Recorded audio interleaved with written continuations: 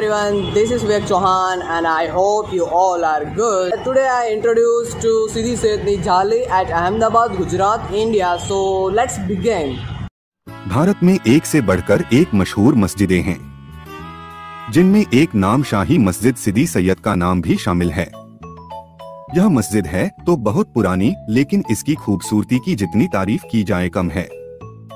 इस मस्जिद का निर्माण 1573 में सुल्तान शमसुद्दीन मुज़फ़्फ़र शाह तृतीय के शासनकाल में हुआ था।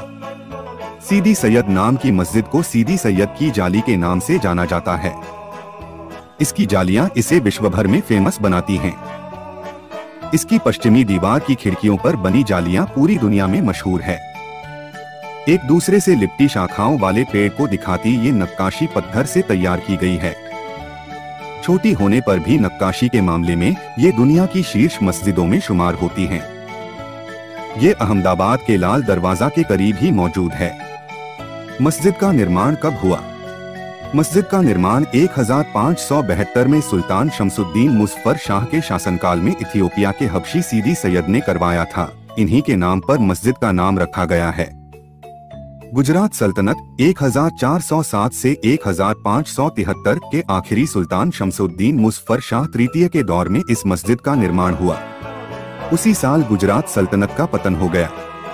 वास्तुकला: मस्जिद पूरी तरह से धनुषाकार है और किनारे और पीछे के मेहराबों पर 10 जटिल नक्काशीदार पत्थर की जालीदार जालियों के लिए जानी जाती है। पीछे की दीवार ज्यामितीय डिजाइनों में चौकोर पत्थर के छेद वाले पैनलों से भरी हुई है। केंद्रीय गलियारे के दोनों किनारों पर जालीदार पत्थर के स्लैब हैं, जिन पर आपस में गुंथे हुए पेड़ों और पत्तों और ताड़ की आकृति के डिजाइन बने हुए हैं। यह जटिल नक्काशीदार जालीदार पत्थर की खिड़की सिदी सैयद जाली है, जो अहमदाबाद शहर का अनौपचारिक प्रतीक है और भारतीय प्रबंधन संस्थान अहमदाबाद के लोगों के डिजाइन की प्रेरणा है।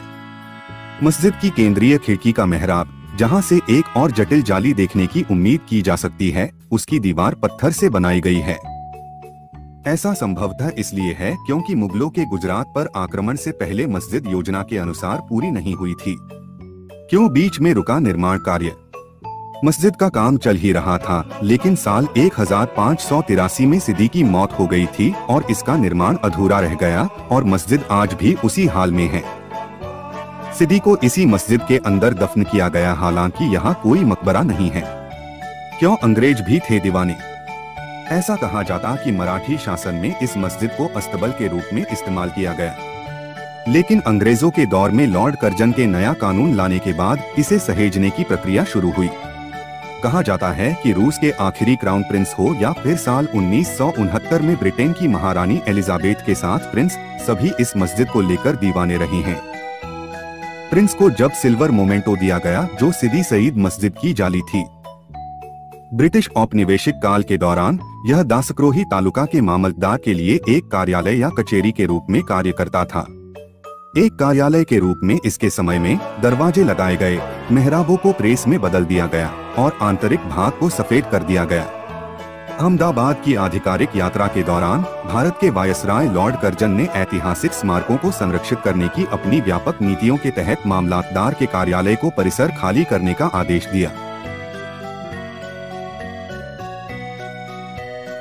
तो चलिए मिलते हैं नेक्स्ट वीडियो में, तब तक के लिए देखो राह में, जल्द ही लौटूंगा नया टॉपिक ढूंढ के।